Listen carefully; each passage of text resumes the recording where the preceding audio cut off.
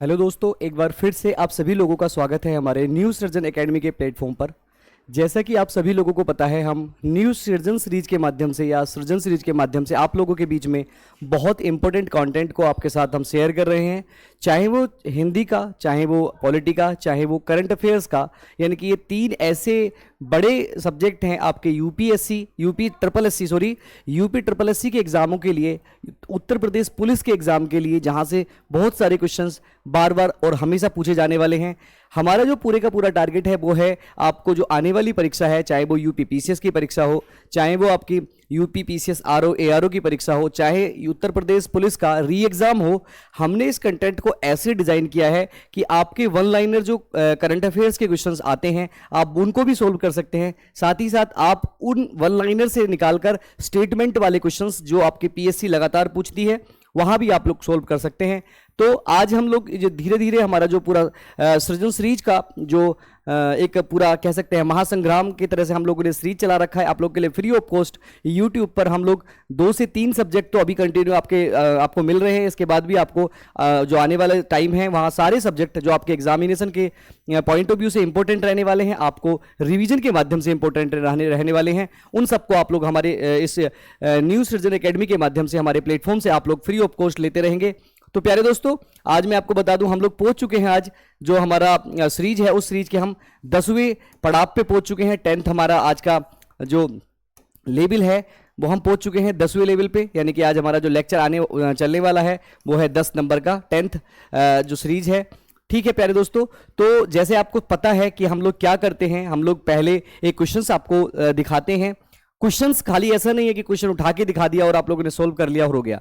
हम क्वेश्चंस वो लाते हैं जो क्वेश्चंस आपके एग्जामिनेशन में पूछे जाने वाले होते हैं, जहां से प्रोबेबिलिटी ज्यादा रहती है क्वेश्चन पूछने के लिए। आपको बता दूं करंट अफेयर्स का जो पूरा एक सेक्शन होता है, जो पूरा जो सिलेबस होता है वो बिल्कुल इतना ब्रॉड होता है कि एग्जामिनेशन में कहां से पूछा जाएगा कुछ नहीं पता। लेकिन पिछले सालों के जो आयोग के एग्जाम होते हैं, जो या चाहे वो यूपी पुलिस के एग्जाम हो, पिछले सालों के एग्जामों को पढ़ते हुए, पीवाईक्यू को ध्यान में रखते हुए, देखते हुए कि कहां पर आयोग ज्यादा क्वेश्चंस फोकस करता है पूछने का, उन क्वेश्चंस को उठा के, उस सेक्शन को उठा के सारे क्वेश्चंस आप लोगों के साथ हम लोग शेयर करते हैं डिटेल में। हम थोड़ा डिटेल भी उस क्वेश्चन का देते हैं। तो आज हम पहुंच चुके हैं 10वें अपना जो हमारा 10वां सीरीज का 10 डे है।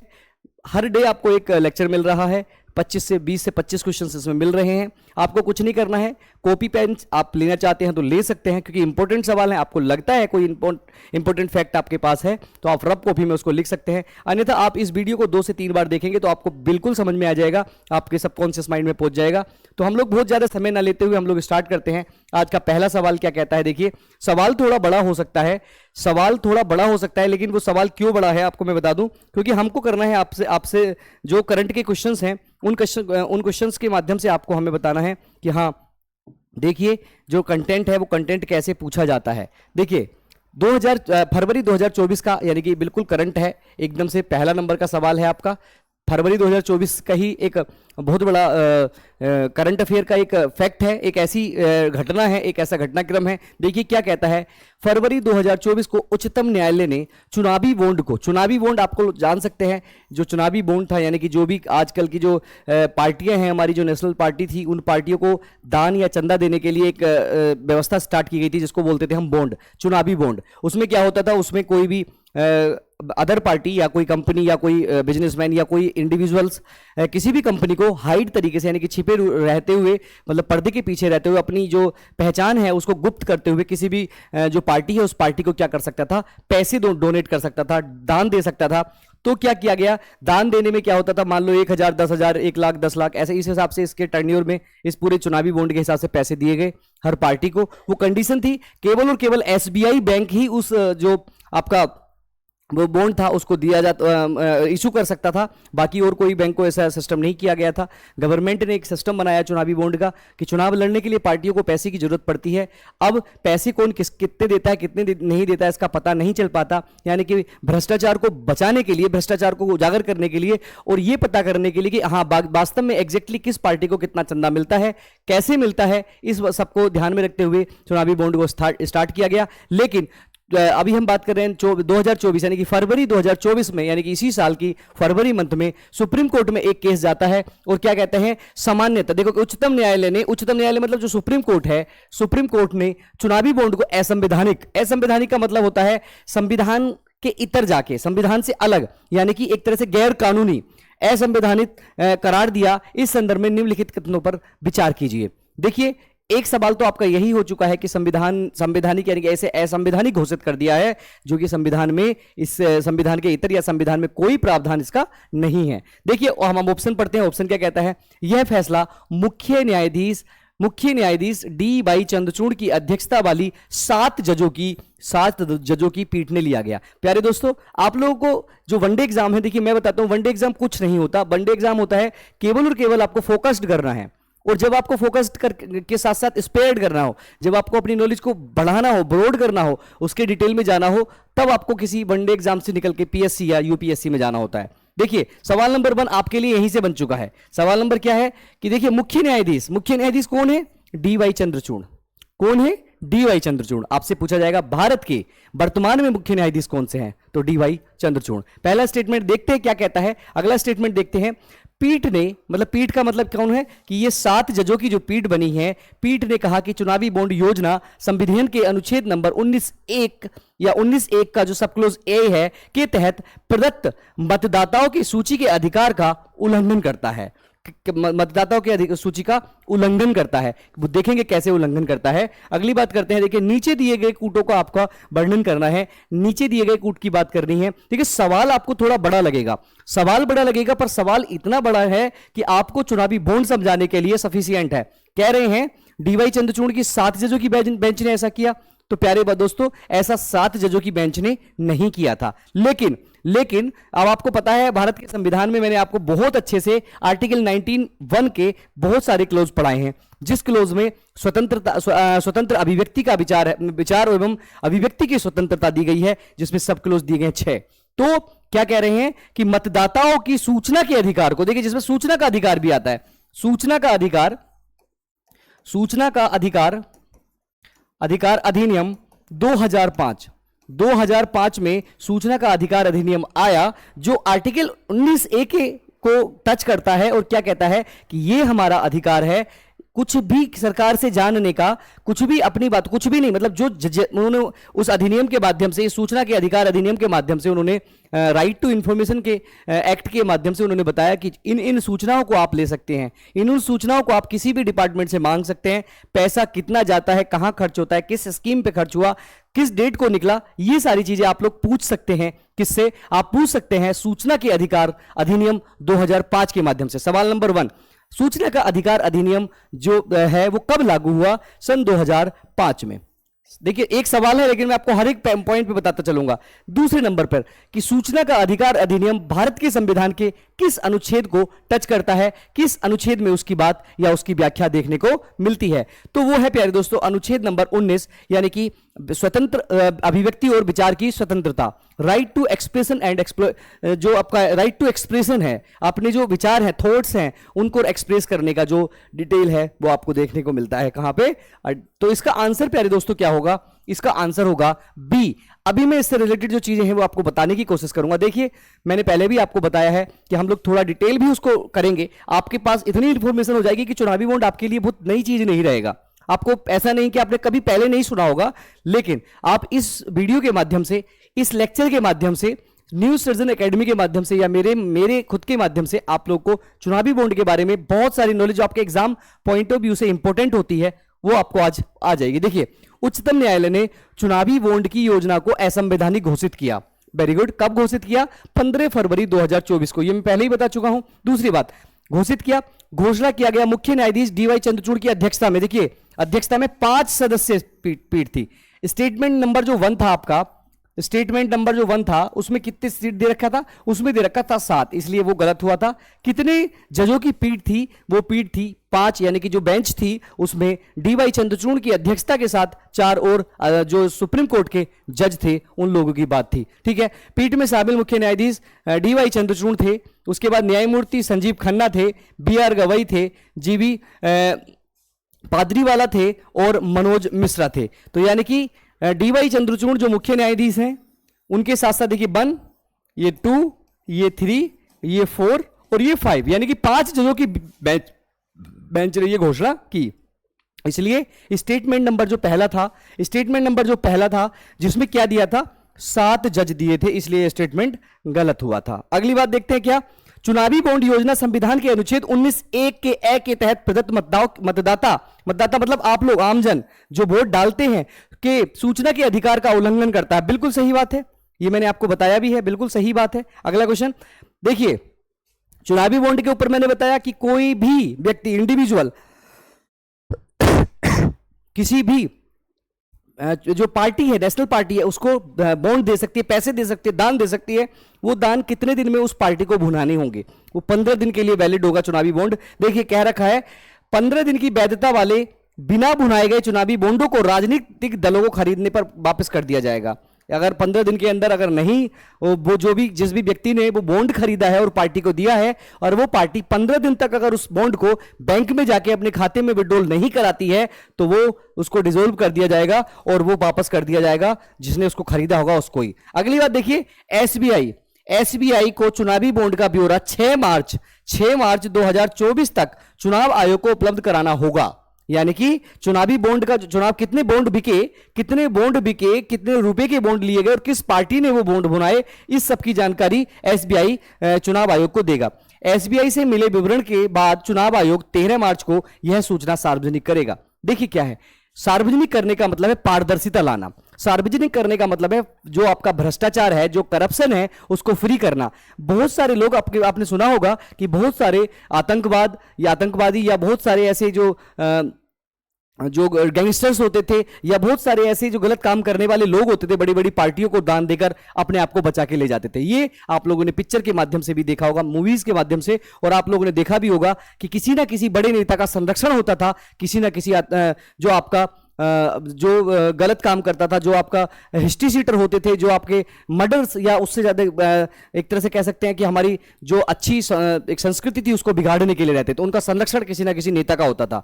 तो संरक्षण कैसे होता था, वो इनडायरेक्टली उसको पैसे, चुनाव के टाइम पे पैसे दे देते थे और फिर दहशतगर्दी और ये सब सारा सिस्टम चलता रहता था। इसी सब से बचने के लिए चुनावी बॉन्ड को लाया गया, और चुनावी बॉन्ड को लाने के बाद कहा गया कि कौन व्यक्ति देगा इस बात को तो हम हाइड रखेंगे, लेकिन किसको मिला है और किसने दिया है इसको हम उजागर करेंगे, ताकि व्यक्तियों के सूचना के अधिकार को बचा के रखा जाए, जो आर्टिकल 19(1) के ए में दिया गया है। तो उम्मीद है कि पहला सवाल जो आपके सामने मैंने चुनावी बॉन्ड से रिलेटेड दिया वो आपको समझ में आया होगा। नेक्स्ट सवाल हम देखेंगे, नेक्स्ट सवाल हमारा क्या कहता है ना।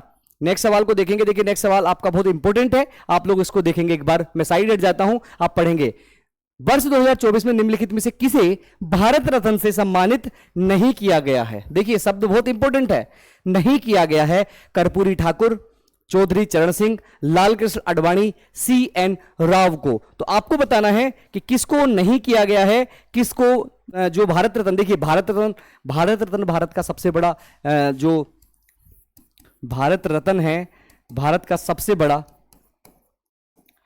बड़ा ये क्या है, ये पुरस्कार है, सबसे बड़ा पुरस्कार है। तो ये सवाल पूछ रहा है किसको नहीं दिया गया। आपको बता दें कर्पूरी ठाकुर को दिया गया है, चौधरी चरण सिंह जो केवल ऐसे प्रधानमंत्री बने, एक भी दिन पार्लियामेंट में नहीं जा पाए, ऐसे चौधरी चरण सिंह को दिया गया है। और लाल कृष्ण आडवाणी जो बीजेपी और संघ के बहुत बड़े एक नेता हुए, उनको भी दिया गया है। तो किसको नहीं दिया गया? CN राव को जो आपका भारत रत्न है वो नहीं दिया गया है। आइए देखते हैं इससे रिलेटेड थोड़ी सी जो जानकारी है, उस जानकारी को हम लोग शेयर करते हैं। भारत रत्न से रिलेटेड क्वेश्चंस आपसे बार बार पूछे जाते हैं, और अब क्या है कि 4 लोगों को भारत रत्न मिला है, तो आपको 4 लोगों को नहीं पूछा जाएगा, क्योंकि एग्जाम का पैटर्न थोड़ा बदला है। वो पैटर्न देखो, मैंने क्वेश्चन जो रखा है वो क्वेश्चन उसी हिसाब से रखा है कि किसको नहीं दिया गया, ताकि मैं आपको 3 के बारे में बता सकूं कि 3 को तो दिया गया है और इसको नहीं दिया गया, ताकि आपके पास वो 3 आपके दिमाग में, आपके सबकॉन्शियस माइंड में मेरे इस ऑप्शंस के माध्यम से आपको फंस जाए, आपको दिमाग में सेट हो जाए, और आप आने वाले टाइम पे इन क्वेश्चंस को बहुत अच्छे से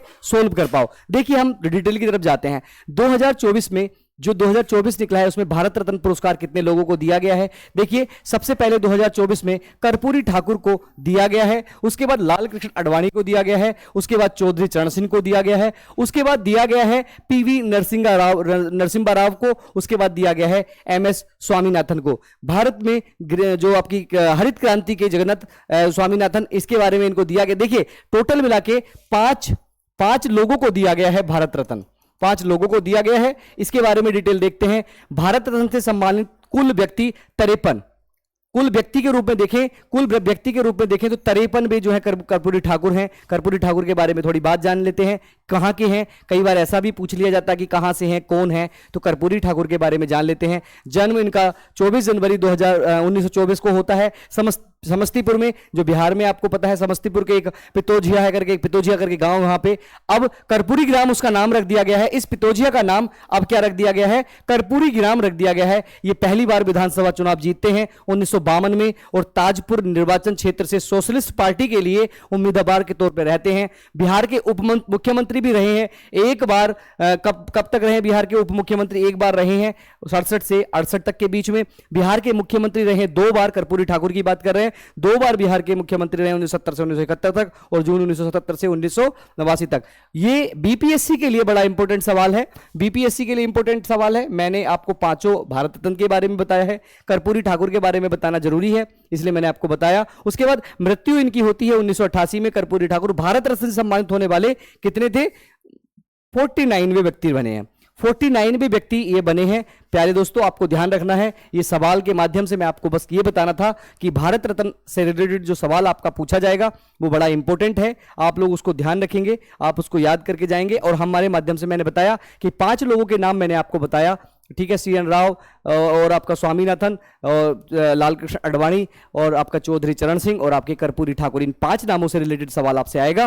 तो आप 5 के नाम तो याद करेंगे, साथ में जो नहीं है वो भी आप याद करके जाएंगे। देखिए अगला क्वेश्चन आपके लिए बहुत इंपॉर्टेंट रहने वाला है। देखिए क्या कहता है अगला क्वेश्चन आपके लिए इंपॉर्टेंट है। फरवरी 2024 में समान नागरिक संहिता, इंपॉर्टेंट सवाल, समान नागरिक संहिता UCC यूनिवर्सल सिविल कोड विधेयक पास करने वाला भारत का पहला राज्य बन चुका है।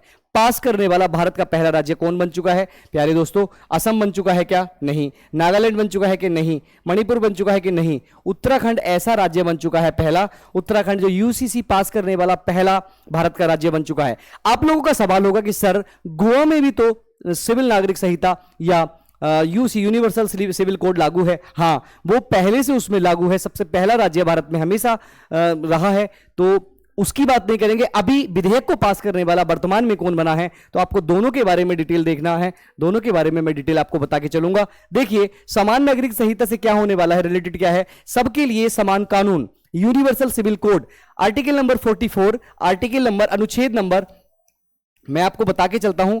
अनुच्छेद नंबर 44 का मतलब है किसमें, DPSP राज्य के नीति निर्देशक तत्वों का जो एक आर्टिकल नंबर 44 है उसमें दिया गया है सभी के लिए समान, यानी कि क्या दे रखा है, समान नागरिक संहिता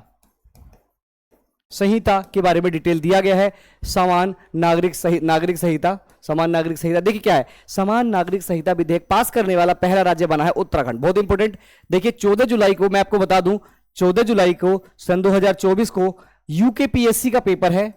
सवाल 100% बनने की चांसेस हैं। जो भी यूकेपीएससी की तैयारी करने वाले बच्चे हैं वो इस वीडियो के माध्यम से इस यूसीसी से रिलेटेड सवाल को ध्यान पर करके पढ़ेंगे। क्या कह रहे हैं, उत्तराखंड पहला राज्य बना है, विधेयक का नाम समान नागरिक संहिता उत्तराखंड रखा गया है। 2024 में विधेयक सभा के पटल पर विधेयक रखा गया 6 फरवरी 2024 को। कब रखा गया, ये सवाल वहां से पूछा जा सकता है 6 फरवरी 2024 को, क्योंकि जब विशेष है, राज्य विशेष से सवाल पूछा जाता है। प्रावधान क्या क्या है देखिए, उत्तराखंड के निवासियों पर लागू होने वाले, चाहे उसका जाति धर्म कोई भी हो, सबके लिए समान रहेगा। विवाह के लिए पुरुष की आयु 21, स्त्री की आयु 18 होनी जरूरी हो जाएगी। ये समान नागरिक संहिता सबके लिए है, चाहे किसी भी जाति का हो वो, देखिए चाहे वो किसी जाति का हो, चाहे वो किसी धर्म का हो, सबके लिए समान होगा। यानी कि अगर विवाह करना है तो उनको 21 साल और 18 साल महिला और पुरुष की जो आयु है वो, धार्मिक विधि से विवाह के बावजूद विवाह का पंजीकरण अनिवार्य होगा। ऐसा नहीं है कि कोई मुस्लिम लोग हैं, केवल 4 लोगों ने कॉन्ट्रैक्ट किया और हो गया शादी, ऐसा नहीं है। उसको नगर पालिका में जाके या एक विशेष डिपार्टमेंट में जाके लिए रजिस्ट्रेशन कराना पड़ेगा, रजिस्ट्रार के यहाँ पे रजिस्ट्रेशन कराना पड़ेगा अपनी शादी का, तभी वो शादी वैलिड होगी। और वो वैलिड होगी क्योंकि सभी के लिए समान कानून है, इस वजह से। तो उम्मीद है कि सभी के लिए समान कानून, चाहे वो किसी जाति का हो, चाहे वो किसी धर्म का हो, इससे रिलेटेड जितनी भी चीजें हैं वो आपके सामने मैंने रखी। देखिए नेक्स्ट क्वेश्चन बड़ा इंपॉर्टेंट रहने वाला है, आप लोग एक बार इसको पढ़ेंगे और मैं इसको एक बार पढ़ के फिर आपके साथ डिटेल करूंगा। क्या कहता है नेक्स्ट क्वेश्चन? नेक्स्ट क्वेश्चन कहता है फरवरी 2024 में किस मंत्रालय ने APAAR आईडी यानी कि अपार जो आईडी है, अपार आईडी को लागू किया है? किस मंत्रालय ने इसको लागू किया है? किस मंत्रालय की एक इनिशिएटिव है? तो ये आईडी है, किसने लागू किया है? गृह मंत्रालय ने नहीं लागू किया, रक्षा मंत्रालय ने नहीं लागू किया और पृथ्वी विज्ञान मंत्रालय ने नहीं लागू किया। फिर किसने लागू किया है? ये क्या है? शिक्षा मंत्रालय यानी कि एजुकेशनल जो मिनिस्ट्री है, एजुकेशनल मिनिस्ट्री ने इसको लागू किया है। क्या कहता है ये अपार जो आईडी है, इसके बारे में डिटेल हम लोग जानते हैं। देखते हैं ये क्या है। ये एक तरह का आई कार्ड होने वाला है प्यारे दोस्तों। इस APAAR का अपार का जो फुल फॉर्म है, एक नंबर पे फुल फॉर्म 100% पूछा जा सकता है, स्टार आप इस पे लगाएंगे। क्या है? किसने लॉन्च किया? शिक्षा मंत्रालय ने लॉन्च किया। क्या है? एक आईडी है। कब लॉन्च किया गया? फरवरी 2024 में। 4 से 6 क्वेश्चंस एक सवाल में अगर आप सोल्व कर रहे हो तो बहुत बड़ी बात नहीं, इंपॉर्टेंट वो भी है, सिस्टमैटिक बेस है। देखिए क्या है, automatic permanent academic account registry, यानी कि automatic permanent academic account registry, ये है आपका अपार का नाम। ये फुल फॉर्म भी आपसे पूछी जा सकती है। अब बात करते हैं कि इसका एम या इसका उद्देश्य क्या रहने वाला है। जो शिक्षा मंत्रालय ने ये एक इनिशिएटिव लिया है, एक आईडी कार्ड बनाने का इनिशिएटिव लिया है, इससे क्या होने वाला है? देखिए इससे होने वाला है एक राष्ट्रीय, एक छात्र और एक आईडी, यानी कि एक राष्ट्रीय, एक छात्र और एक आईडी। जैसे आपको पता है हमारी सरकारें वन नेशन वन कार्ड, हमारी सरकारें वन डिस्ट्रिक्ट वन प्रोडक्ट, हमारी सरकारें वन स्टेट या वन कंट्री वन इलेक्शन के ऊपर काम कर रही हैं। उसी को ध्यान में रखते हुए ये शिक्षा मंत्रालय ने एक automatic permanent academic account registry एक स्टूडेंट की होगी। वो जहां भी जाएगा उस अकाउंट से उसके सारी डिटेल सामने आ जाएगी। वो किस क्लास में पढ़ता है, किस एकेडमिक में, किस उसका कोई कौन सा स्ट्रीम है, ये सारी बातें वहां पे आपको मिल जाएंगी। ये सब होगा कहां से? ये किसके माध्यम से होगा? आप लोग जानते हैं लॉन्च करने का माध्यम रहने वाला है CSC कॉमन सर्विस सेंटर, जो आपको आसानी से हर जगह हर ब्लॉक में आपको मिल जाएंगे, हर गांव में आपको मिल जाएंगे। कॉमन सर्विस सेंटर के माध्यम से अपार आईडी, किसी भी स्टूडेंट की एक एकेडमिक आईडी बनाई जाएगी, परमानेंट एकेडमिक आईडी। तो ये शिक्षा मंत्रालय का इनिशिएटिव रहने वाला है। देखिए सवाल बड़ा इंपॉर्टेंट है। नेक्स्ट सवाल पे आप जाएंगे, आप इसको देखेंगे, एक एक सवाल को बड़ा आपके लिए डिजाइन किया गया। क्या कहता है देखिए, जनवरी 2024 में यूनेस्को की विश्व धरोहर सूची 2024-25 में शामिल करने वाले भारत ने मराठा सैन्य परिदृश्य के तहत कितने किलो को नामांकित किया है? कितने किलो को यूनेस्को में, देखिए भारत के नामांकन की बात कर रहा है, यहां पे फाइनली नॉमिनेशन की बात कर रहा है, कितने लोगों को नामांकित किया है। ऐसा नहीं है कि कितने फाइनली शामिल हो चुके हैं, इससे इतर अभी हम बताएंगे भी इसी क्वेश्चन के माध्यम से कि कितने ऐसे हमारे यहाँ धरोहर हैं, कितने ऐसे विश्व धरोहर जो इंडिया की साइट्स हैं जो उसमें एंटर की हैं। तो प्यारे दोस्तों आपके पास ऑप्शन है 8, 10, 12 और 14। तो मैं आपको बता दूं, अभी जो आपके मराठा किलो की बात करते हैं, मराठा सैन्य परिदृश्य के हिसाब से अब 12 जो साइट्स हैं इनको विश्व धरोहर में नॉमिनेट किया है, नामांकित किया है। आइए जानते हैं वो 12 कौन कौन से हैं, 12 के बाद उनके बाद क्या होता है। देखिए यूनेस्को की विश्व धरोहर सूची के लिए भारत के 12 किलो को नामांकित किया गया। कितने किलो को? तो सवाल यही से बन जाता है, नेशनल यूज है और यूनेस्को का है, तो आपको वर्ल्ड हेरिटेज स्टेज की बात है, तो वहां से इंपॉर्टेंट सवाल आपसे पूछा जा सकता है। नामांकित होने वाले आपको 12 ध्यान रखना है, आपको 12 ध्यान नहीं रखना, मैं आपको बताऊंगा कौन कौन से इंपॉर्टेंट है, वो ध्यान रखेंगे। देखिए कौन से स्थल है, ये किस टाइप के स्थल हैं? ये सांस्कृतिक यानी कि आपके कल्चरल साइट्स हैं, कल्चरल साइट हैं। तो कौन कौन सी है? देखिए 12 किले महाराष्ट्र के सालहेर किला है, महाराष्ट्र में एक सालहेर किला है, शिवनेटी किला है, लोहागढ़ किला है, खंडेरी किला है, रायगढ़ किला है, प्रतापगढ़ किला है जो किला है, और स्वर्ण दुर्ग है, पहनाला है, विजय दुर्ग है, और उसके बाद सिंधु दुर्ग है। और एवं तमिलनाडु की सबसे ज्यादा इंपॉर्टेंट जो है, तमिलनाडु में जीजी एक करके किला है, जीजी किला, जो आपका हिस्ट्री के हिसाब से जब आप लोग हिस्ट्री पढ़ के जाएंगे तो हिस्ट्री में भी यहाँ का जीजी बाई का एक पूरा डायनेस्टी होती है, वहां पे आप लोग उसको डिटेल पढ़ेंगे, क्योंकि आपको पता है कि जो स्टैटिक करंट है, स्टैटिक जो पोर्शन है वो करंट से ही आता है। तो तमिलनाडु का आपको ध्यान जरूर रखना है, बाकी के 11 तो यहां से हैं, लेकिन एक है तमिलनाडु का जीजी किला जो आपको याद रखना है। इस सवाल का आंसर मैं आपको बता चुका हूं क्या होने वाला है, 12 आपको याद नहीं रखने, आपको याद रखना है केवल तमिलनाडु का जीजी किला जो विश्व धरोहर या आपके यूनेस्को वर्ल्ड साइट्स में जो एंटर किया है। अगला क्वेश्चन आपके सामने, आप लोग पढ़ेंगे और देखते हैं क्या कहता है अगला क्वेश्चन। कहता है अयोध्या में नवनिर्मित राम मंदिर में स्थापित होने वाली मूर्तियों की प्राण प्रतिष्ठा। सवाल बहुत इंपॉर्टेंट है, पूरे विश्व पटल पे भी आप देखेंगे, पूरे भारत छोड़ो पूरे विश्व में इस बात की इस मामले में बड़ा सभी का ध्यान था कि कब प्राण प्रतिष्ठा रखी जाती है, कब भारत में जो अयोध्या में भव्य राम मंदिर बना है, रामलला को वहां पे विराजमान किया गया है 550 साल के आसपास, और उसके भी ज्यादा बात करें तो पूरे कोर्ट के इस तरह सुप्रीम कोर्ट, हाई कोर्ट और कितने लोगों ने जाने गंवाई, कितना बलिदान हुआ, उसके बाद ये अंतिम रूप से आया। तो पूछा गया कि प्राण प्रतिष्ठा की डेट क्या है, तो प्राण प्रतिष्ठा की डेट आपको याद रखनी है, क्या है 22 जनवरी 2024 ये प्राण प्रतिष्ठा की डेट होती है। 20 नहीं है, 24 नहीं है, 30 नहीं है। आइए जानते हैं उससे रिलेटेड थोड़े से फैक्ट क्या कहते हैं। जब बना है तो यहां से आपको पता है आर्ट एंड कल्चर से सवाल पूछा जा सकता है, एक सवाल बनेगा 100%, तो जरूरी नहीं है कि वो डेट पूछ ली जाए, लेकिन डेट के माध्यम से हम आपको पूरा बताना चाहते हैं। क्या अयोध्या में राम मंदिर की प्राण प्रतिष्ठा का जो डेट था 22 जनवरी है, ठीक है। प्राण प्रतिष्ठा में जो प्रधानमंत्री नरेंद्र मोदी ने भाग लिया, इनके ही माध्यम से इन्होंने ही क्या कह सकते हैं एक तरह से जो सेना नायक के रूप में इन्होंने बड़ा महत्वपूर्ण भूमिका निभाई। उसके बाद बात करते हैं इसका जो कुल क्षेत्रफल है, राम मंदिर का जो क्षेत्रफल है कुल, वो 67.7 एकड़ में बना हुआ है। यानी कि हम बात कर सकते हैं केवल ये इतना बड़ा क्षेत्र तो खोला हुआ है, लेकिन मंदिर की, खाली मंदिर की बात करें, मंदिर प्रांगण की बात करते हैं तो 2.77 एकड़ जगह है जहां पे केवल मंदिर का प्रांगण बना है। यानी कि जहां पे वेदिका, जहां पे पूरा आपका हर्मिका और जहां पे पूरा गर्भगृह बनाए गए हैं, उसको उसका जो एरिया है वो बोला पूरा क्या है 2.77 एकड़। उसके बाद बात करते हैं मंदिर का आकार कैसे रहने वाला है। आकार में होता है लंबाई गुणा चौड़ाई, ऊंचाई लंबाई गुणा चौड़ाई सबसे होता है। तो देखिए क्या रहने वाला है, मंदिर का आकार रहने वाला है 108 मीटर और 108 मीटर लंबा, 75 मीटर चौड़ा, 49 मीटर ऊंचा। यानी कि ये आकार है 108, 75 और 49 वाला। अब बात करते हैं मंदिर के शिखर की कुल ऊंचाई कितनी है। मंदिर के शिखर की ऊंचाई है 161 फीट ऊंची। यानी कि मंदिर का सबसे ऊंचा वाला पार्ट जो है वो 161 फीट ऊंचा है।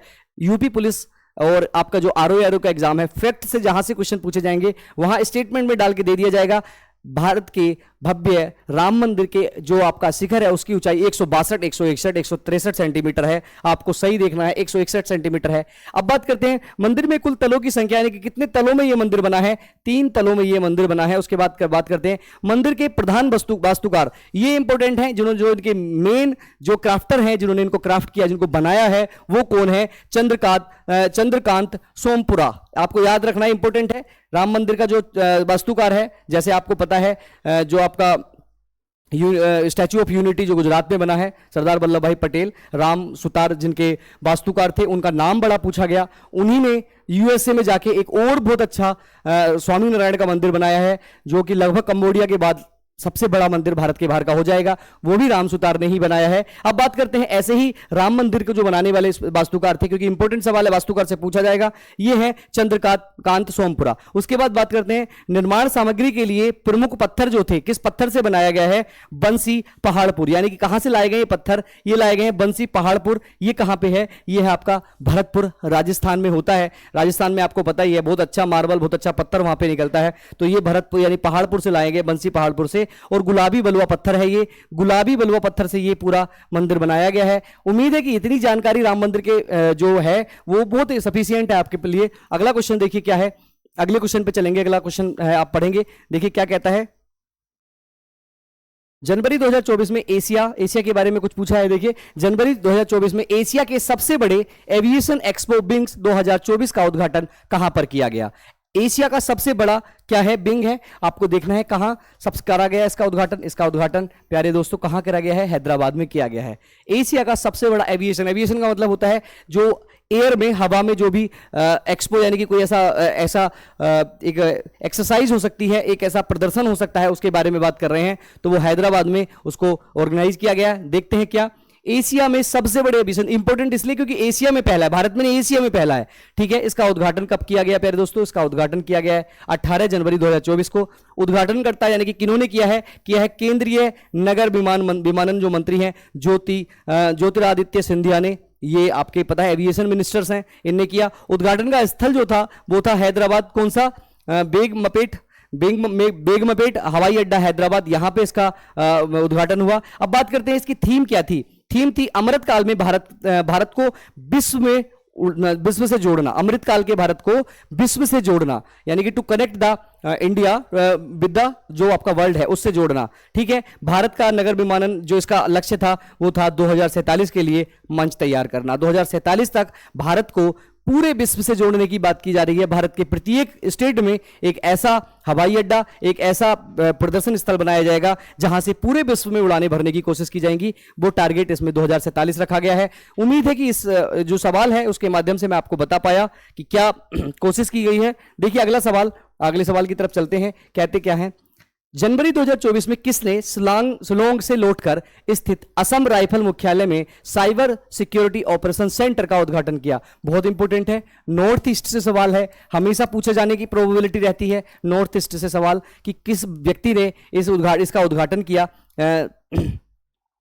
जो आपका असम राइफल मुख्यालय में साइबर सिक्योरिटी ऑपरेशन सेंटर का, साइबर सिक्योरिटी आपको पता ही आजकल साइबर अटैक भारत में बहुत होते हैं कि आपका जो डेटा है उसको उसके साथ छेड़छाड़ करे जाते हैं। इंटरनेशनल डेटा, आपका जो क्रूशियल डेटा है उसके साथ आपके साथ छेड़छाड़ हो जाती है। आपके जो आपका इकोनॉमिकल अटैक है, यानी कि आपके पैसे, आपके बैंक अकाउंट का पासवर्ड आदि को जानकर वहां से साइबर क्राइम आपके साथ हो जाते हैं, आपके वीडियो को वायरल कर दिया जाता है, आपको बहुत सारी चीजें होती है। तो इससे बचने के लिए क्या किया गया है, एक साइबर सिक्योरिटी ऑपरेशन का उद्घाटन किया गया है। उद्घाटन किसने किया है? अमित शाह के माध्यम से ये उद्घाटन किया गया है। लोग सोचेंगे नरेंद्र मोदी या राजनाथ सिंह या द्रौपदी मुर्मू, लेकिन नहीं, ये अमित शाह के माध्यम से किया गया है। असम राइफल मुख्यालय, असम राइफल का जो मुख्यालय है असम में, जो आपका शिलोंग में पड़ता है, साइबर सिक्योरिटी ऑपरेशन सेंटर का उद्घाटन किया गया 18 जनवरी को किया गया। ठीक है, उसके बाद करते हैं शिलोंग में, मेघालय में करा गया। मेघालय से लौटकर आ रहे थे, कौन लौट के आए थे? आ रहे थे अमित शाह जी, अमित शाह, उन्होंने इसका उद्घाटन किया। ठीक है, नेक्स्ट क्वेश्चन की तरफ चलते हैं। देखिए नेक्स्ट क्वेश्चन कहता है क्या है, नेक्स्ट क्वेश्चन कहता है जनवरी 2024 में स्वच्छ सर्वेक्षण पुरस्कार 2023। देखिए 2023 का पुरस्कार है, लेकिन 2024 में इसको नॉमिनेट किया गया, 2024 में इसको प्रदान किया गया। सबसे स्वच्छ शहर का प्रथम पुरस्कार किसने प्राप्त किया? प्यारे दोस्तों, सबसे जो इंपॉर्टेंट और सबसे स्वच्छ शहर कौन सा था, आपको बता दें कि मध्य प्रदेश का सूरत, सॉरी सूरत जो है आपका कहां का है? ये है गुजरात का। गुजरात का सूरत इस बार प्रथम स्थान पर रहने वाला एक रहा है। और उसके साथ साथ और दूसरा कौन सा? इंदौर। आपको बता दें छठी बार आपको इंदौर जो है वो कौन से स्थान पर रहा है? पहले स्थान पर रहा है। तो इसका मतलब है इसका कंबाइंड रूप से जो ऑप्शन है वो सी ऑप्शन बिल्कुल सही रहने वाला है। आइए देखते हैं कौन सा है स्वच्छ सर्वेक्षण पुरस्कार 2023 में सबसे स्वच्छ शहर कौन सा है? सूरत और इंदौर को कंबाइंड रूप से रखा गया है। 8वां ये आपका संस्करण हुआ। देखिए 2023 का ये संस्करण होता है, ये पुरस्कार 2024 में दिए जाते हैं। राष्ट्रपति द्रौपदी मुर्मू इसको देती हैं। और कहां से देती हैं? जहां से G20 के लिए बहुत बड़ा एक भारत मंडपम बनाया जाता है, भारत मंडपम से देते हैं। कौन सा संस्करण है ये 8वां संस्करण है। प्रथम संस्करण कब हुआ था? ये भी देखिए इंपॉर्टेंट सवाल है सारे, ये आपसे पूछे जाने वाले हैं। स्वच्छता सर्वेक्षण 2023 में किस शहर को सबसे स्वच्छ शहर के लिए नॉमिनेट किया गया? सवाल नंबर 1। पहली बार कब किया गया था? 2016 में। अब की बार कौन सा संस्करण किया गया? तो ये 8वां संस्करण था, पहली बार यहां किया गया। अब बात करते हैं इस पूरे व्यवस्था को, इस पूरे पुरस्कार को कौन सा डिपार्टमेंट ऑर्गेनाइज करता है, कौन सा डिपार्टमेंट इसको पुरस्कारित करता है? तो आवासन एवं शहरी कार्यालय मंत्रालय जो होता है आपका भारत सरकार का, ये इसको नॉमिनेट करता है। 2 शहर मैं आपको बता देता हूं, इंदौर प्लस सूरत, इनको पहले स्थान पर रखा गया। भारत के सबसे स्वच्छ शहरों में से ये 2 शहर अपने नाम के साथ आगे आए हैं। देखिए अगला क्वेश्चन है आपका इंपॉर्टेंट है, इसलिए आप उसको ध्यान रखेंगे। क्या कहता है अगला क्वेश्चन है, जनवरी 2024 में अटल बिहारी वाजपेयी सेवारी नेहवा सेवा अटल सेतु का उद्घाटन किया गया। इस सेतु की लंबाई कितनी है? देखिए ये अटल बिहारी जी की याद में ये पुल बनाया गया, ये कैसा ब्रिज बनाया गया, इसकी लंबाई आपको पता करनी है, कितनी इस लंबाई है इसकी। तो प्यारे दोस्तों, अटल सेवारी से पुल की लंबाई है 21.8 किलोमीटर। अभी तक का सबसे बड़ा सेतु, सबसे बड़ा पुल रहने वाला है, ये है अटल बिहारी वाजपेयी सेवरी नेहवा सेवा अटल सेतु। देखिए इसके बारे में थोड़ी जानकारी हम आपके साथ शेयर करते हैं। क्या कहते हैं? भारत के सबसे बड़े पुल, देखिए सबसे सवाल तो यही है, भारत का सबसे बड़ा पुल जो है अटल बिहारी वाजपेयी के नाम पे रखा गया। क्या है? सेवारी नेहवा सेवा अटल सेतु का उद्घाटन किया गया। कब किया गया? 12 जनवरी 2024 को किया गया। किसने किया? नरेंद्र मोदी ने किया। किस जगह पे किया? नवी मुंबई यानी कि महाराष्ट्र में सबसे बड़ा ये पुल बनाया गया। उसके बाद बात करते हैं, देखिए कितना बड़ा पुल है, 21 किलोमीटर का लगभग ये पुल है। देखते हैं 17,840 करोड़ रुपए, 17,840 करोड़ रुपए। हालांकि इस लागत का कोई मतलब नहीं है, सवाल में बहुत कम पूछा, लेकिन फिर भी हमने इंपोर्टेंट फैक्ट के रूप में आपके साथ रखा है। लंबाई की बात करते हैं जो इंपोर्टेंट है, लंबाई है इसकी 21 किलोमीटर। 21 किलोमीटर में लगभग समुद्र के अंदर 16 किलोमीटर चलेगा। ये समुद्र के अंदर, समुद्र के ऊपर बना है 16 किलोमीटर, उसके बाद जमीन पर 5.5 किलोमीटर बना है। और ये देखिए कितना इंपोर्टेंट, भारत कितने आगे बढ़ता जा रहा है। 6 लेन पुल है, भारत का सबसे बड़ा सेतु है जो अटल बिहारी वाजपेयी नेहवा सेवा जो सेतु है, अटल सेतु है। इसको अटल सेतु के नाम से भी जाना जाता है। 21 पॉइंट आपको सामने 21.8 किलोमीटर, लगभग 22 किलोमीटर के आसपास है, जिसमें से 16.5 किलोमीटर तो समुद्र में बना हुआ है। उसके बाद 5.5 किलोमीटर जो है ये किस पे, जमीन पे बना हुआ है। इंपोर्टेंट है, इसलिए मैंने आपके साथ शेयर किया। नेक्स्ट क्वेश्चन की तरफ चलते हैं। देखिए अगला क्वेश्चन आपके लिए इंपॉर्टेंट है, एक बार ध्यान देंगे। क्या है सवाल? है जनवरी 2024 में 27वें जो राष्ट्रीय युवा महोत्सव का आयोजन कहां पे किया गया? राष्ट्रीय युवा महोत्सव, नेशनल जो आपका यंग फेस्टिवल है, उसका आयोजन कहां पे किया गया? सवाल इंपॉर्टेंट रहने वाला है, आप लोग एक बार देखेंगे। कहां? हुबली कर्नाटक में किया गया, नासिक महाराष्ट्र में, भोपाल मध्य प्रदेश या हैदराबाद के तेलंगाना में? ऐसा नहीं, कहां किया गया? ये नासिक के महाराष्ट्र में किया गया। ऑप्शन नंबर बी इसका आंसर है। आइए जानते हैं इससे रिलेटेड कुछ डिटेल जो है, उस डिटेल को क्या कहते हैं। राष्ट्रीय युवा मंच 2023 की बात करी जा रही है। राष्ट्रीय युवा मंच 2023 ये एक महोत्सव होता है। 12 से 16 जनवरी 2024 को नासिक महाराष्ट्र में किया गया। प्रधानमंत्री ने इसका उद्घाटन किया और इसका थीम क्या रहने वाला था? विकसित भारत 2047, युवाओं के लिए, युवाओं के द्वारा, युवा भारत, युवाओं के लिए, युवाओं के द्वारा युवा भारत। इसका जो थीम था वो है, आपको बता दें, ये 27th इसका एडिशन था, 27th एडिशन इसका ये रहने वाला था। नेक्स्ट क्वेश्चन आपके सामने है, बड़े काम का क्वेश्चन आप लोग देखेंगे, उसके बारे में जानेंगे। क्या कहता है क्वेश्चन? कहता है जनवरी 2024 में 10वें वाइब्रेंट गुजरात समिट 2024 का आयोजन भारत के किस शहर में किया गया? 10वें वाइब्रेंट गुजरात समिट का आयोजन कहां पे किया गया? यह आपको बताना है प्यारे दोस्तों। अहमदाबाद, गांधीनगर, पुणे या जयपुर में? तो प्यारे दोस्तों वाइब्रेंट जो गुजरात समिट है, यहां पे बहुत सारे लोग आते हैं, बहुत सारे जो आपके इंडस्ट्रिस्ट आते हैं और वहां जाके आपस में सबमिट करते हैं, आपस में परेशानियों को, व्यापार को बढ़ाने के लिए, व्यापार से रिलेटेड या क्लाइमेट से रिलेटेड चीजों को कम करने के लिए, यानी कि आपको पोल्यूशन कम करने के लिए, ऐसे बहुत सारे मुद्दे के ऊपर क्या करते हैं, वार्तालाप करते हैं, सबमिट करते हैं। तो ये कहां पे है? ये गांधीनगर में किया गया। 10वां वाइब्रेंट गुजरात समिट गांधीनगर में किया गया। आइए जानते हैं इससे रिलेटेड क्या चीजें हैं थी। 10वां जो वाइब्रेंट गुजरात समिट था वो गुजरात में किया गया, गुजरात में, गांधीनगर, गुजरात के किसमें? गांधीनगर में ये इसको किया गया। ठीक है, आगे बात करते हैं। उद्घाटन स्थल इसका क्या था? गांधीनगर को आप बता दूं कि गिफ्ट सिटी सेंटर एक वहां पे गांधीनगर में है, उस गिफ्ट सिटी सेंटर में इसका आयोजन किया गया। उसके बाद 10वां आयोजन था, नरेंद्र मोदी ने इसका और जो शुभारंभ किया, इसका जो ओपनिंग सेरेमनी थी वो नरेंद्र मोदी के द्वारा की गई, प्रधानमंत्री के द्वारा। उसके बाद बात करते हैं 2024 की थीम थी gateway to the future. Gateway to the future मतलब है कि आपका जो भी भविष्य में आने वाली चीजें हैं उसका ये गेट है। कौन सा? Vibrant Gujarat summit 2024। ठीक है, नेक्स्ट क्वेश्चन की तरफ चलते हैं, बड़ा इंपॉर्टेंट है, जल्दी जल्दी हम लोग क्वेश्चन को निपटाएंगे। देखिए क्या कहता है नेक्स्ट क्वेश्चन। नेक्स्ट क्वेश्चन कहता है जनवरी 2024 में भारत की पहली स्वास्थ्य और स्वच्छ फूड स्ट्रीट प्रसादम का उद्घाटन भारत के किस शहर में किया गया? भारत के किस शहर में सबसे पहले स्वस्थ और स्वच्छ, यानी कि पहली स्वस्थ और स्वच्छ फूड स्ट्रीट प्रसादम, यानी कि प्रसादम का उद्घाटन कहां किया गया? तो ये उज्जैन में किया गया। उज्जैन के मंदिर में ये सबसे पहला भारत का पहला जो प्रसादम है आपको देखने को मिलेगा। भारत की पहली स्वास्थ्य और स्वच्छ फूड स्ट्रीट प्रसादम का उद्घाटन 7 जनवरी को कहां पे? उज्जैन में नीलकंठ वन या महाकाल लोक के, महाकाल जो वहां पे मंदिर है उज्जैन में, महाकालेश्वर जो जगह है वहां पे किया गया। उद्घाटन करता थे मनसुख मंडाविया, केंद्रीय स्वास्थ्य एवं परिवार कल्याण मंत्री ने इनको क्या पहला है भारत का, इसलिए इंपॉर्टेंट हो जाता है सवाल, वही इसलिए शेयर करना है। अगला क्वेश्चन देखिए क्या कहता है। अगला क्वेश्चन कहता है जनवरी 2024 में रक्षा मंत्री राजनाथ द्वारा भारत के पहले पूर्ण बालिका सैनिक स्कूल का उद्घाटन कहाँ किया गया? ये क्वेश्चंस हमने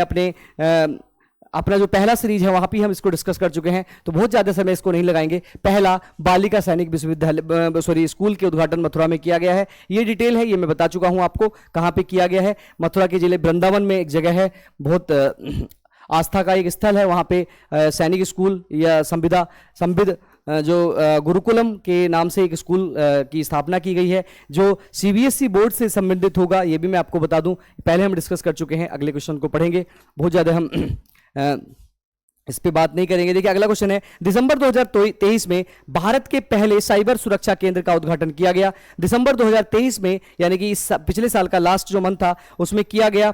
कहां पे किया गया है? आप देखेंगे डी, यानी कि इसका आंसर रहने वाला है प्यारे दोस्तों चंडीगढ़ में भारत के साइबर सुरक्षा केंद्र का उद्घाटन किया गया। क्योंकि ये भारत का पहला है इसलिए ये आपके लिए बहुत इंपॉर्टेंट हो जाता है। कहां पे? चंडीगढ़ में। जानते हैं डिटेल। भारत का पहला साइबर सुरक्षा केंद्र उद्घाटन 22 दिसंबर 2023 को अमित शाह केंद्रीय मंत्री जो आपके रह चुके हैं उन्होंने कहा चंडीगढ़ में किया गया। चंडीगढ़ में कहां पे किया गया बता रहे हैं? 18वें वायुसेना हेरिटेज सेंटर कैंपस में, यानी कि वायुसेना का जो 18वीं वायुसेना का हेरिटेज सेंटर है उसका उद्घाटन यहां पे किया गया। 90 करोड़ रुपए की लागत से यह सेंटर चलाया जाएगा, साइबर सुरक्षा सेंटर पहला। अगला क्वेश्चन देखते हैं। अगला क्वेश्चन आप लोग पढ़ेंगे, देखिए क्या कहता है।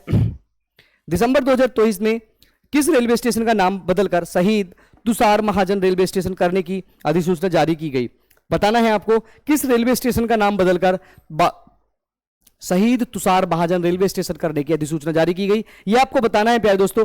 Udhampur railway station, Nalanda railway station, Najibabad railway station या कटरा रेलवे स्टेशन। प्यारे दोस्तों ये था आपका उधमपुर रेलवे स्टेशन, जम्मू कश्मीर में एक जगह उधमपुर रेलवे स्टेशन वहां पड़ती है, वहां का नाम बदलकर शहीद तुषार महाजन रेलवे स्टेशन इसका नाम कर दिया गया है। जानते हैं डिटेल। उधमपुर रेलवे स्टेशन का नाम बदलकर अब शहीद तुषार महाजन नाम रख दिया गया है। 16 दिसंबर को ये रेलवे बोर्ड ने या भारतीय रेलवे ने ये अधिसूचना जारी की। अब बात करते हैं रेलवे स्टेशन का नाम परिवर्तन करके शहीद कप्तान तुषार महाजन रेलवे स्टेशन नाम रख दिया गया है, ये उधमपुर में स्थित है। अगला क्वेश्चन आप लोग पढ़ेंगे, देखिए इंपॉर्टेंट है क्योंकि रेलवे स्टेशन के नाम यूपीपीसीएस हमेशा पूछता रहा है। यूपीपीसीएस छोड़ो, पीसीएस का कोई भी जो एग्जाम होने वाला है उस एग्जाम में हमेशा ये सवाल पूछा जाता है। देखिए अगला सवाल क्या कहता है। अगला सवाल कहता है सितंबर 2023 में किस राज्य में अपने 2 जिलों को औरंगाबाद और उस्मानाबाद का नाम बदल दिया गया है? आपको पता है जब से ये एनडीए की सरकार आई है, बीजेपी की सरकार आई है, जगहों के नाम, स्थानों के नाम, रेलवे स्टेशन के नाम, डिस्ट्रिक्ट्स के नाम और बहुत सारे स्थानों के नाम, रेलवे स्टेशन के नाम या एयरपोर्ट्स के नाम बदल कर रखने का पूरा ट्रेंड यहां पे चला है।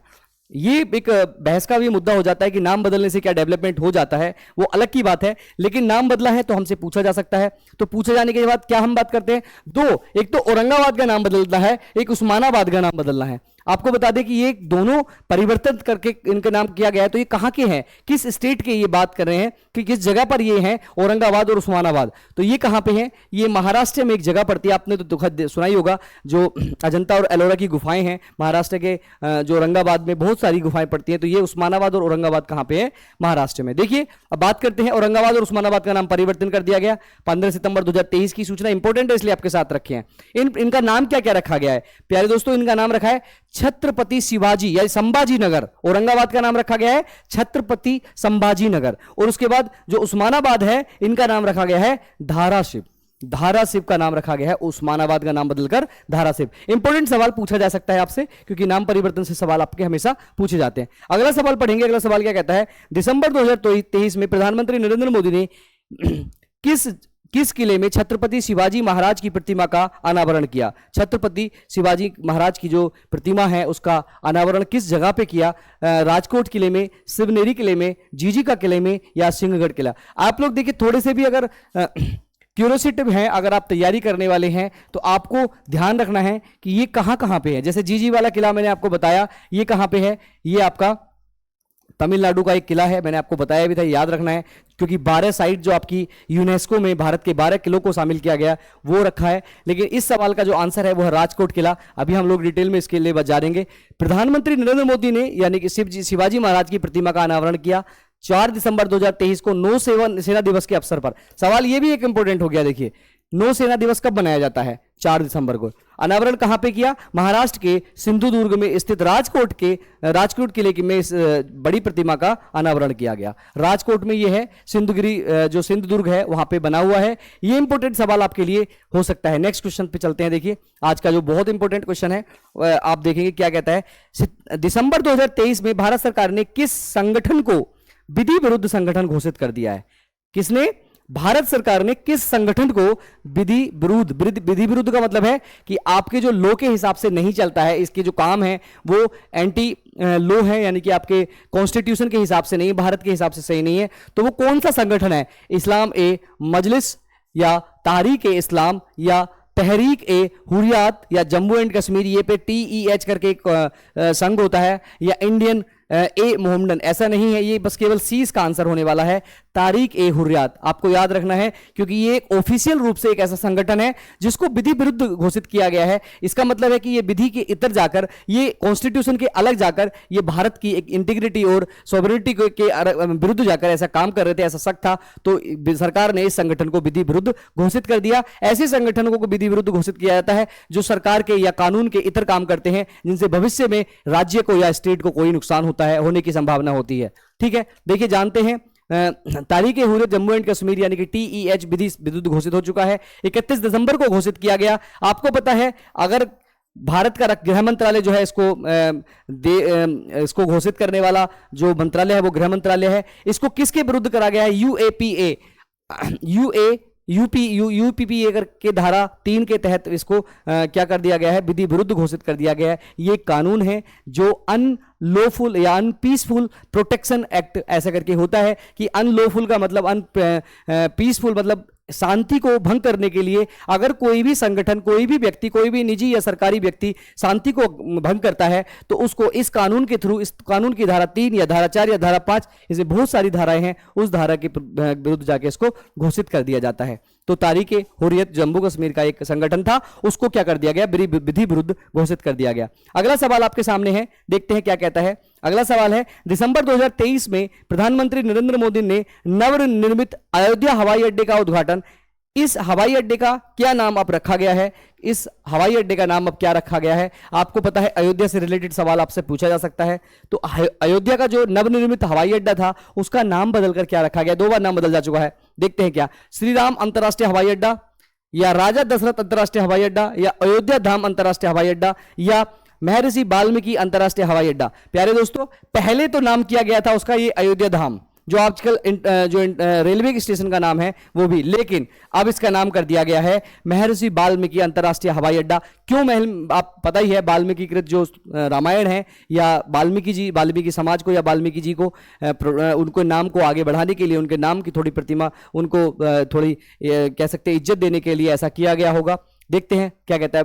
महर्षि वाल्मीकि अंतरराष्ट्रीय हवाई अड्डा जो इसका लोकार्पण 30 दिसंबर 2023 को करा गया, प्रधानमंत्री नरेंद्र मोदी ने कहा और उसका नाम क्या रखा गया? ये नाम भी इसका आपके सामने मैं बता चुका हूं। पहले दोस्तों, आज के जो सवाल थे हम लोग, आज के जो इंपॉर्टेंट सवाल थे मैं वो आपके साथ हम लोग उसको डिस्कस कर चुके हैं। आज का जो सेशन है उसको हम लोग यहीं पे समाप्त करते हैं। उम्मीद है एक एक सवाल को मैं आपसे 4 से 5 सवालों के बीच में डिस्कस करके आप तक पहुंचा पा रहा हूँगा। मिलते हैं अपने नेक्स्ट वीडियो में, 11वां जो हमारा पार्ट यानी कि डे 11 में जो हम लोग सृजन सीरीज के माध्यम से आपके बीच में जा रहे हैं। अगर आपको अच्छा लगा है तो उसको लाइक कीजिए, सब्सक्राइब कीजिए, और कुछ भी अगर आपको ऐसा लगता है कि कुछ और इसमें ऐड ऑन होना चाहिए, कहीं से कुछ फैक्ट ऐसा है जो आपको लगता है कि हाँ इसमें ऐड होना चाहिए, आपके सजेशंस आप लोग हमारे कमेंट बॉक्स में दे सकते हैं। उम्मीद है आपको अच्छा लगा होगा। Thank you. आप लोग शेयर ज़्यादा से ज़्यादा करें, जितना हो सके आप लोग अपने सोशल मीडिया हैंडल से इसको शेयर करें। और नेक्स्ट वीडियो में हम मिलते हैं बहुत ही जल्दी। हम लोग लाइव वाला जो सेशन है आपके सामने 1 to 1 हम लोग लाइव आपके साथ शेयर होने वाले हैं, हम लोग आपके साथ आने वाले हैं। उम्मीद है आप लोग अच्छे होंगे, बढ़िया से पढ़ाई कर रहे होंगे। आप सभी को all the best. Thank you. जय हिंद, जय भारत।